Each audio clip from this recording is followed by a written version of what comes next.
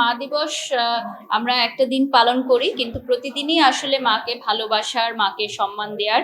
আমি নিজেও যেহেতু একজন মা, তো আমার মেয়ে এখনো অনেক ছোট, তারপরও ভেবেছি যে মা দিবসে বিশেষ কিছু করব আমার মাকে নিয়ে। আজকে ভেবেছিলাম একটু রেস্ট নিব, বাট সেটা হলো না। আমন্ত্রণে আসতেই হলো।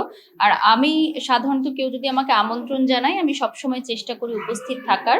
তো আজকে ওয়েলফেয়ার যে অ্যাওয়ার্ডটা হচ্ছে, এখানে আমাকে আমন্ত্রণ জানানো হয়েছে এবং দেশ সেরা ব্র্যান্ড প্রমোটার হিসেবে সম্মাননা জানানো হয়েছে। এজন্য আমি কৃতজ্ঞতা জানাই আয়োজকদের। মা দিবস আমরা একটা দিন পালন করি, কিন্তু প্রতিদিনই আসলে মাকে ভালোবাসার, মাকে সম্মান দেওয়ার।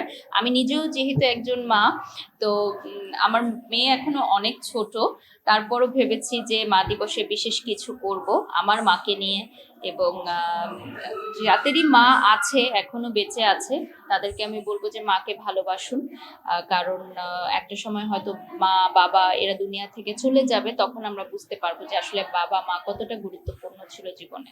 ওটা ইন্ডিয়াতে রিলিজ হয়ে গেছে, নামটি ছিল এটা আমাদের গল্প। আর এটা বাংলাদেশে রিলিজ হওয়ার কথা ছিল, কিন্তু যেহেতু দুই বাংলার তে ভিসা প্রসেসিং এ একটু ঝামেলা ছিল, আপনারা জানেন, এবং দীর্ঘ সময়ে কোভিড একটা সিচুয়েশন ছিল, এই জন্য বাংলাদেশে ওটা রিলিজ হয়নি। ওটা ইন্ডিয়াতে সাকসেসফুলি প্রেক্ষাগৃহে চলেছে। জি, আমি গেস্ট অ্যাপিয়ারেন্স হিসেবে পারফর্ম করেছিলাম। ওখানে আমাদের বাংলাদেশ থেকে তারিন আপু ছিলেন, গৌতম শাহাদাদা ছিলেন, আর সবাই ছিল কলকাতার আর্টিস্ট। অনেকেই এটা আমাকে বলেছেন, আমাকে ফেসবুকে অনেকেই শুভেচ্ছা জানিয়েছেন।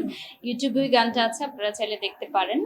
আমার কাছে ভালো লেগেছে, এটা আমার জন্য একটা নিউ এক্সপেরিয়েন্স ছিল। যেহেতু এটা একদম ভারতীয় একটি সিনেমা, সো ভারতীয় সিনেমায় কাজ করেছি, অভিজ্ঞতা খুবই দারুণ ছিল। ইনশাআল্লাহ ভবিষ্যতে কাজ করবো।